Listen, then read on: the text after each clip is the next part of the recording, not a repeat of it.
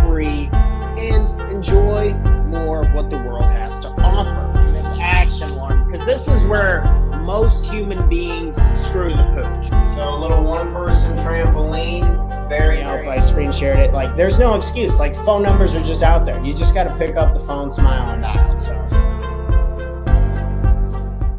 good morning, and welcome back to another episode of the Talk Terran Morning Show, where we go over tips, tricks, ideas, and exercises to help make you the absolute best entrepreneur you can be, not only for yourself, but for the people you love and care about most. Good morning, everyone.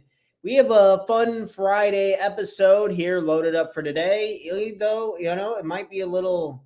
I promise it's fun and it's in a good light, good space, but we will be talking about dying. We'll be talking about death, the impermanence of life. Really, the goal will be to just go over a list of tips and tricks. I got about 7 of them listed up that I've been writing out and thinking about the past couple days, and I want to share them with you. I think I've grown my relationship with death quite a bit, specifically over the last year. And I think it's given me a lot of peace overall. And I think it's given me a lot of motivation and focus on what is most important to me. And seeing what is... Good morning. Thanks for tuning in to the show this morning. We have this opportunity, or how as my relationship with death continues to grow, I think it really helps point my spotlight on the right things. It allows me to say no to things that are not in alignment with the life that I want to live. You can even ask simple questions of, what do you think people would talk about at your funeral if you died today? If you died today, what would they say at the funeral? Were you kind? Were you compassionate? Were you hardworking? Did you save a lot of people? Did you make a big difference? Or I think referencing questions like that is healthy. And let's go ahead and get straight into the tips and tricks this morning. So hopefully you can have a stronger relationship with the impermanence of life, how everything grows and dies in the cycle, and cherish more of the time that you do have, because that's, at the end of the day, I guess all we really have is time. So without further ado, we're going to be talking about death. Good morning. Starting off your day with a little bit of death, I apologize, but I promise it's always well worth the talk. And let's go ahead and just get right into tip number 1, a little more on the broad scene. So reflecting on mortality in general is good. I think it's really healthy, and I think it keeps us from neglecting the things that we really do want to do in life. So just kind of opening up that can of worms, any type of reflection. These could be those... I just gave you one of the journal questions. I do this in coaching sometimes. We talk about death when someone's a little more uncomfortable with it and they want to grow a relationship. I think writing a letter to yourself, we did an exercise on that. That was one of Abraham Lincoln's tricks. And doing it for yourself, maybe from the perspective of your deathbed, is always good. And just kind of helping you gain a deeper understanding of the natural cycle of existence is really good. So reflecting on mortality, that would be tip number 1, would just to do a little bit of journaling. Maybe you're just writing in a notebook. I don't have my notebook by me. I lied. Yes, I do. Writing in your handy dandy notebook about just what's your current relationship with it now. Are you okay with it? Are you scared with it? And maybe see if some feelings come up and just settle with them and be in the present moment. Maybe it will help with just feeling more in general. And we'll get to more points on that. But I wanted to start with point number 1, just reflecting on it, getting it up in the air, maybe writing about it, or maybe talking to somebody else about it is really good. Tip number 2 would be increasing your education level on the topic. That's usually hard to go wrong with education. And this can be in beliefs, whether you believe in the universe, maybe you have a strong faith in God, or you just like learning about philosophies. you pull up Marcus Aurelius and how in his book of meditations, he has several parts that are really amazing about death. Or Seneca, he was a great philosopher, Plato, Aristotle, they all talked about death in a very special way. And the common theme was about finding peace with it, really, and then embracing more of what you do have today. Because it's so easy to get tripped up and caught up in, oh, my businesses aren't big enough. I'm not doing this fast enough. And then I pull back and I realized yesterday I was laying by the pool with my girlfriend and I'm just thinking like, oh, this was what I was really chasing the entire time. And I don't want to miss that because I'm thinking about some social media bullshit or some type of property that I'm not even going to really hardly live in. And it's just going to be like a rental property. So I think it's really easy to get mixed up in that stuff. And I think faith from a higher power, I do like religion a lot. I'm not very religious, but I do like religion a lot in a lot of ways. I like its structure and I like this sense of surrender to a higher power and understanding there's so little humans actually control. And I think I find a lot of comfort in like the idea of God. My idea of God is, well, I guess it was pretty much persuaded by Eckhart Tolle and The Power of Now and how he describes God as this like feeling and this energy and the dude's a genius and how he described it was really cool. So if you want someone's definition, a unique definition of God and stuff, I like his, Eckhart Tolle's. Or also within Christianity, that's one I'm a little more familiar with. Or just other beliefs in general. My coach, when I was talking to him other day, he was talking to me about the universe and kind of how we're all connected with it and how energy never dies and stuff like that. And I think my point is learning about this stuff makes me feel better about it. It makes me feel that it takes weight off of my shoulders because that part of life I don't control and I don't need to. And then I just can focus more so on the stuff that really makes me happy.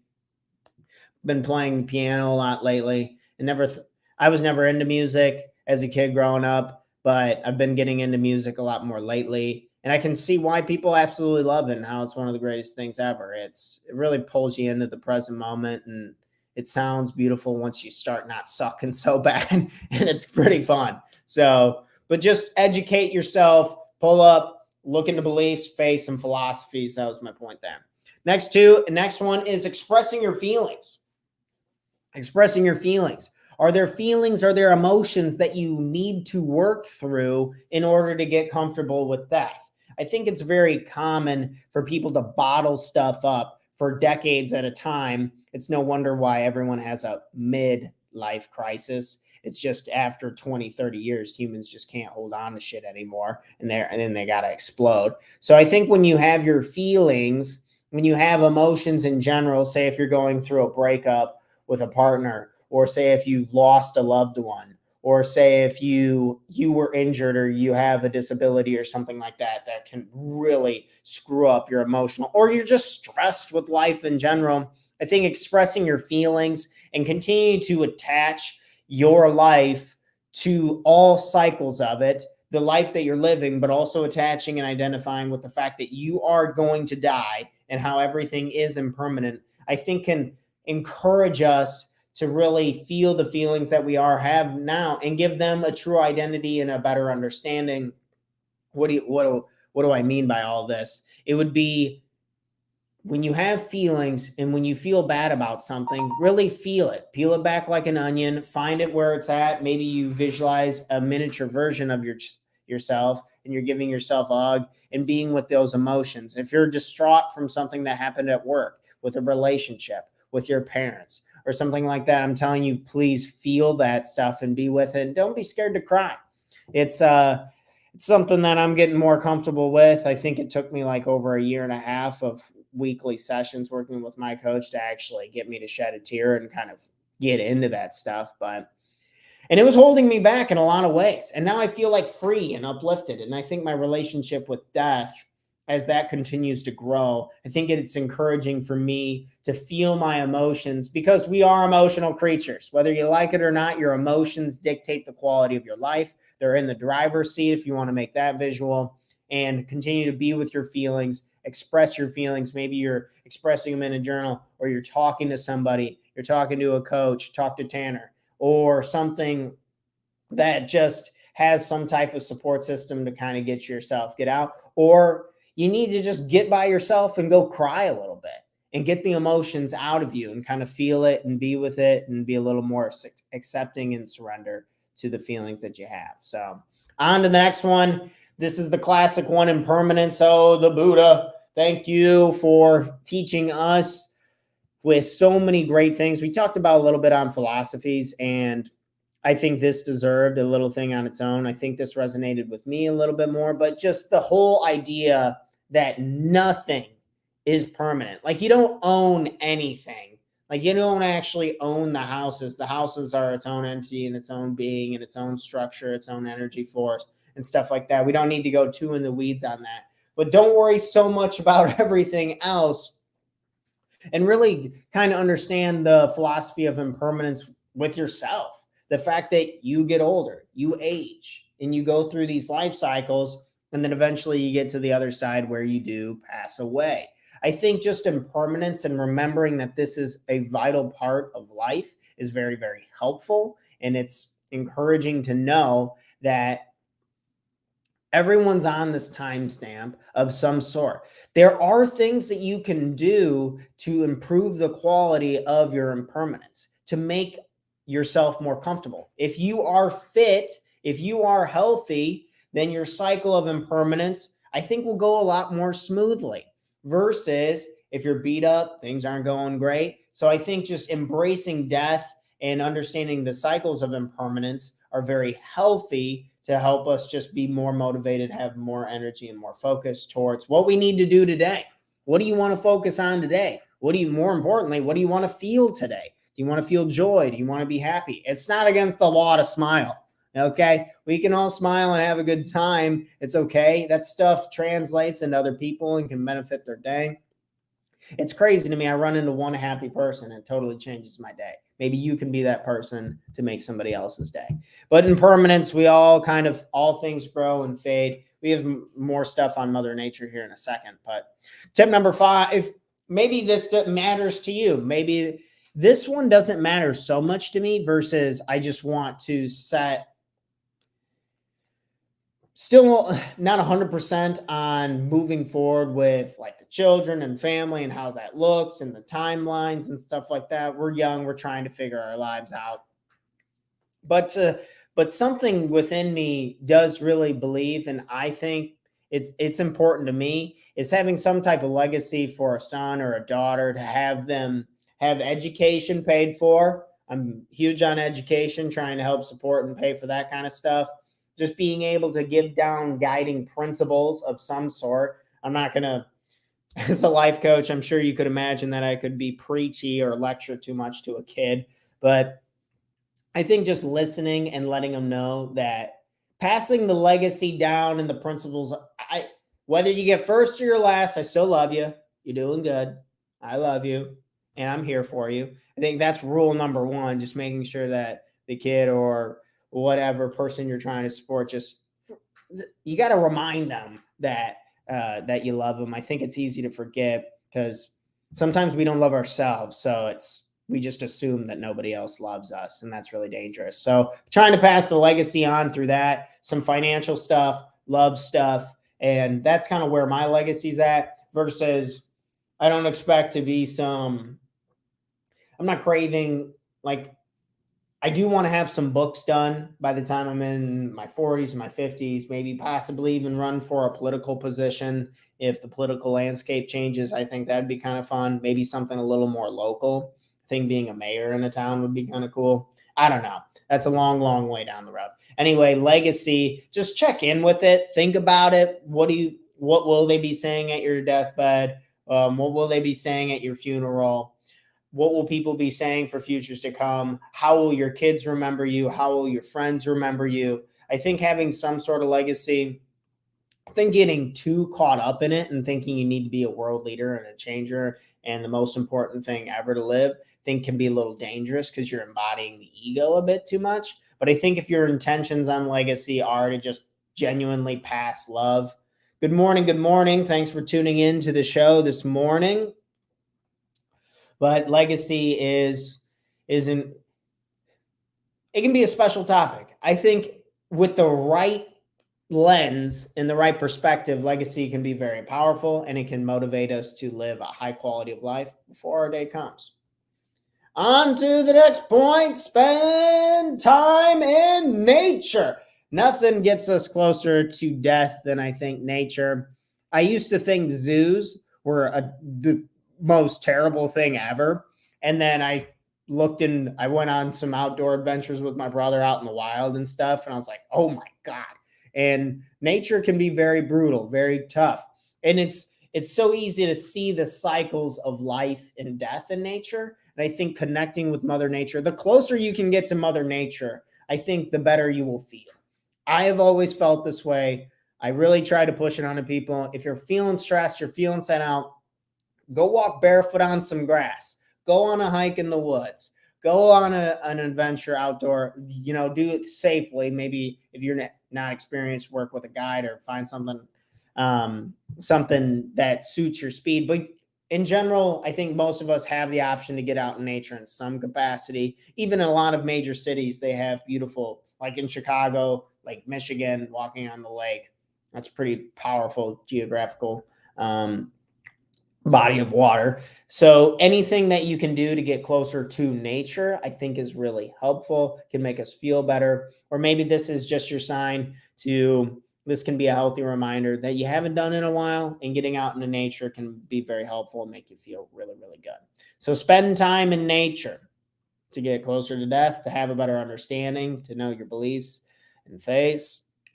And lastly, the last one, this one, before we wrap up the show today, I think this one's really important and it gets neglected a little bit too often and can cause a lot of issues with families and people in support. I think planning for the future in general. So over here in our coaching, we do life plans for people. So in a 6-week course, we're going to create you a very detailed life plan. It's going to really understand what your anchoring system is, so you can live more of who you are and what you want out of life. If you want to check more out about that, go ahead and reach out to me about the 1-page life plan.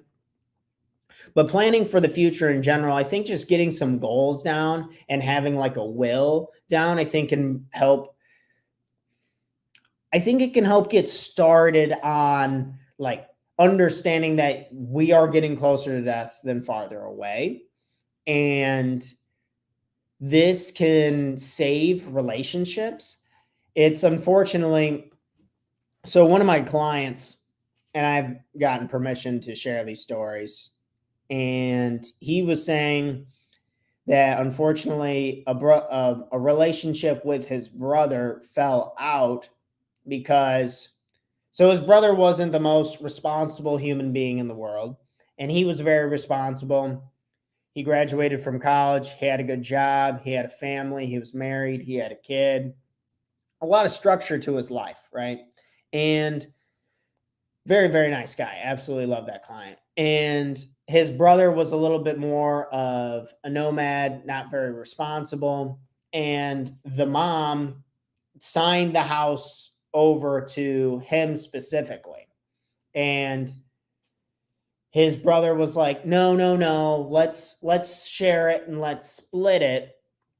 And we'll let him have half of the property. And then they go ahead and they're both owning the property. And then before you know it, the brother is demanding to stay in the house over. So the brother who has more structure in his life, he's redoing the floors. He's putting in like new sinks and new showers. He's making it a nicer and nicer home. And then his brother is not doing anything. And then when his brother does stay there, he kind of trashes the place and he beats it up.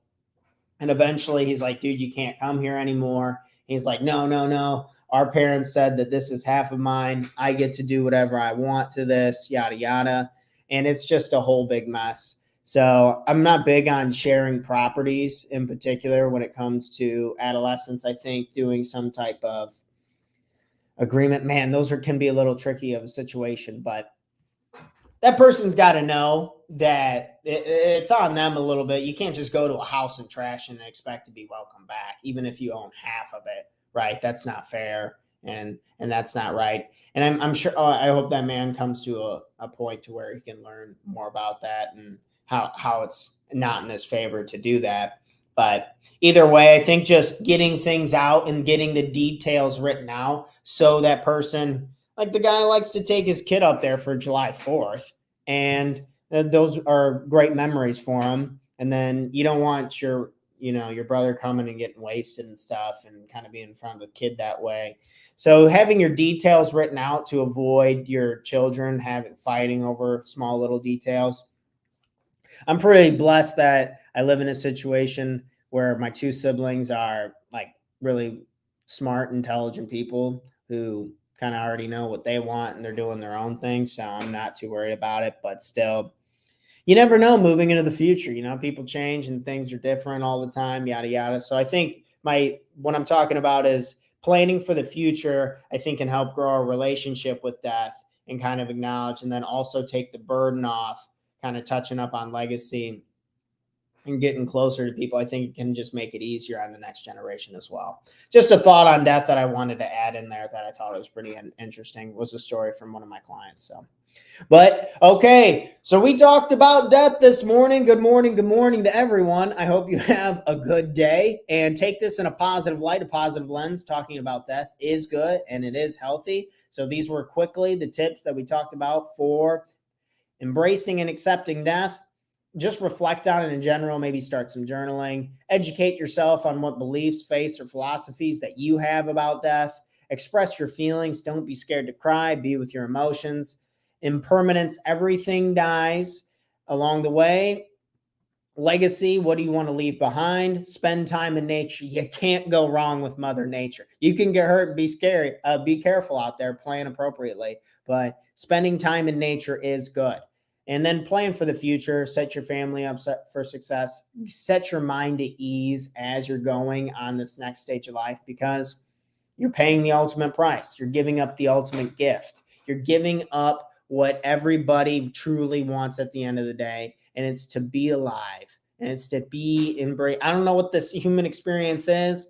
I have no idea what's going on, but damn it, it's fucking awesome, and I'm glad that I'm alive, and I'm glad that I'm able to do what I'm doing. I'm glad that we're able to share stuff on this show. And I'm glad to say that we're going to keep rocking and rolling. And you can check out episode 303, our next one, Monday, live, 8 a.m. Central Standard Time. Tell your friends, tell your family, share this content, like this content. If you liked what we talked about death this morning, it means the world to me. If you're looking for a life coach to work with, I'm your man. Talk to Tanner. We have private sessions with me personally. And additionally, we have a 6-week self-directed course that will get you your life plan together and take you to the next level and become an even bigger rock star than you already are. In case you needed to hear it today, I love you. You're a badass. You're going to have a great day. Go get some stuff done and celebrate it with friends and family along the way. I got to bounce. I got a bunch of stuff to do. We got to do some works and some projects over at one of my family's house. And I'm going to a baseball game later. I'm psyched. It's going to be pretty fun. Excited about it. So you guys all have a great, fun-filled Friday. And I'll catch you on Monday morning's episode with Talk to Tanner. Peace out, friends.